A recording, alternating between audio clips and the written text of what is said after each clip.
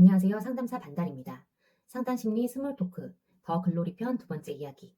오늘은 문동은과 주여정에 대해 이야기할 거예요. 문동은, 주여정. 이 둘의 공통점은 뭘까요? PTSD, 외상 후 스트레스 장애라고도 하죠.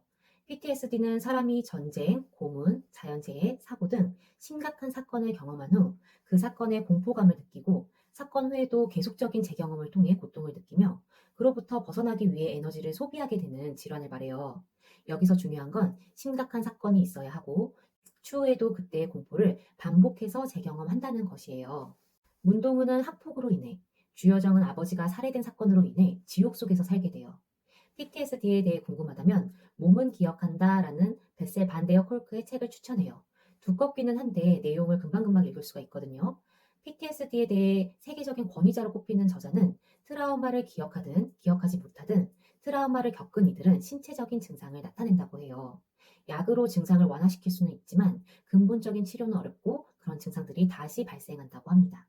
이러한 트라우마를 이겨내기 위해서는 과거의 기억과 마주해야 한다고 강조하는데요. 정말 좀 마음 아프고 잔인한 상황입니다.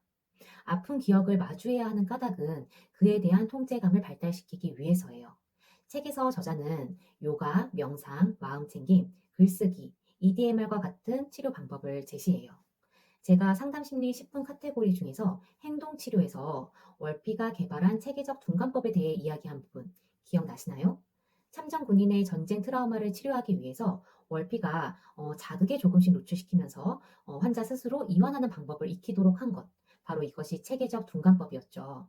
그리고 상담심리 10분 영상 중에 아론백의 인지치료 CT에서는 3세대 인지치료 중 마음챙김 등에 대해 간략하게 설명했었는데요. 마음챙김은 상처받은 나를 인식하고 수용하는 거죠. 내가 이런 상처가 있어서 지금 많이 힘이 드는구나. 이런 감정이 올라오고 이렇게 행동하는구나. 그것을 인지하고 통제하는 기법들이에요.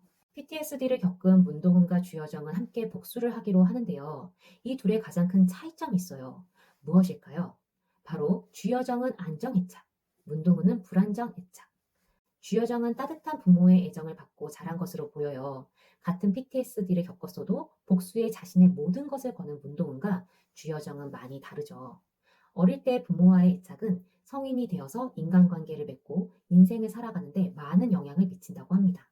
그럼 어릴 때 불안정 애착이었으면 성인이 되어서도 불안하게 살아가느냐? 모두 그렇지는 않아요. 성인이 되어 어떤 한 사람으로부터 인정받고 수용받는 경험을 하면 안정적으로 살아갈 수 있다고 해요. 어린 시절 불우했지만 우연히 어떤 은사님이 믿어준 덕에 학창 시절 열심히 공부해서 성공한 사례.